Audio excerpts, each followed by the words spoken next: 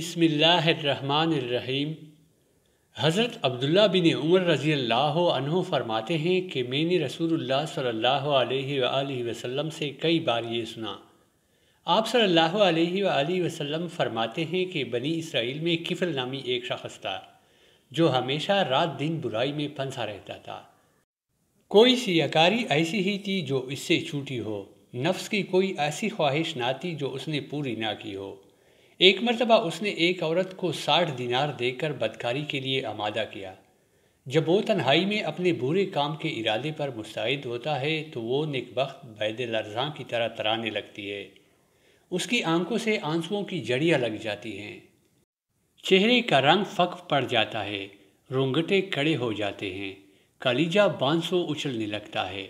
کفل حیران ہو کر پوچھتا ہے کہ اس ڈر، خوف، دہشت اور وحشت کی کیا وجہ ہے؟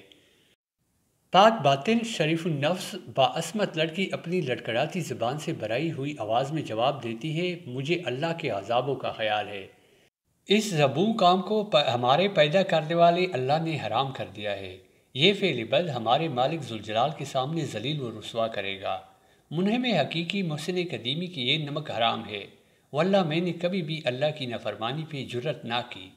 ہائے حاجت اور فکر و فاقہ، کم صبر اور بے استقلالی نے یہ روز بد دکھایا کہ جس کی لونڈی ہوں اس کے سامنے اس کے دیکھتے ہوئے اس کی نافرمانی کرنے پر آمادہ ہو کر اپنی عصمت بیچنے اور اچھوت دامن پر دبا لگانے پر تیار ہو گئی۔ لیکن ایک کفل باخدائے لا زیال، خوف اللہ مجھے بلائے جا رہا ہے۔ اس کے عذابوں کا کٹکا کانٹے کی طرح کٹک رہا ہے۔ ہائے آج کا 2 گھڑی کا لطف صدیوں خون لگوائے گا اور عذاب انہی کا لقمہ بنائے گا۔ اے کفل، اللہ کے لیے اس بدکاری سے باز آؤ اور اپنی اور میری جان پر رحم کا کر آخر اللہ کو منہ دکھانا ہے۔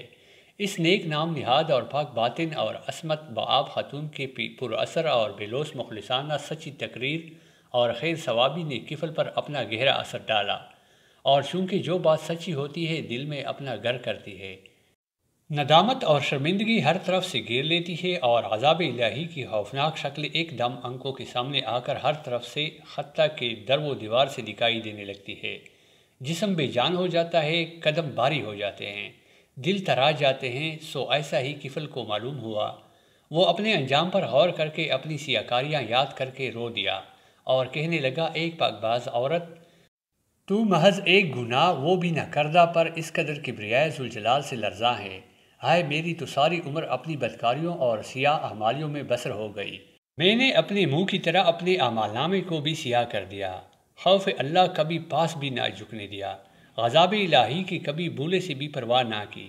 ہائے میرا مالک مجھ سے غصے ہوگا، اس کے عذاب کے فرشتے میری طاق میں ہوں گے، جہنم کی عیز و عذب اور قہر آلودہ نگاہ میری طرف ہوں گی، میری قبر کے سانپ بچھو میرا انتظار میں ہوں گے۔ مجھے تو تیری نسبت زیادہ ڈرنا چاہیے، نہ جانے میدان حشر میں میرا کیا حال ہوگا۔ اے بزرگ عورت، گوار ہے میں آج سے تیرے سامنے سچے دل سے توبہ کرتا ہوں کہ آئندہ رب کی ناراضگی کا کوئی کام نہیں کروں گا، اللہ کی نافرمانیوں کے پاس نہ پٹکوں گا۔ میں نے وہ رقم تمہیں اللہ کے واسطے دی اور اپنے ناپاک ارادے سے ہمیشہ کے لیے باز آیا۔ پھر گریہ زاری کی جناب باری تعالیٰ توبہ و استغفار کرتا ہے اور رو رو کر اعمال کی سیاہی دھوتا ہے، دامن امید پلا کر دست دعا دراز کرتا ہے کہ یا الہی العالمین میری سرکشی سے درگزر فرما، مجھے اپنے دامن غفومی میں چھپا لے، میرے گناہوں سے چشم پوشی کر کے مجھے اپنے عذابوں سے آزاد کر۔ حضور صلی اللہ علیہ وآلہ وسلم فرماتے ہیں کہ اسی رات اس کا انتقال ہو گیا۔ صبح کو لوگ دیکھتے ہیں کہ اس کے دروازے پر قدرتاً لکھا ہوا ہے، اللہ تعالیٰ نے کفل کے گناہ معاف کر دیے۔ پیارے دوستو، اگر آپ کو ہماری یہ ویڈیو اچھی لگی ہو تو برائے مہربانی ویڈیو کو لائک اور چینل کو سبسکرائب کیجیے۔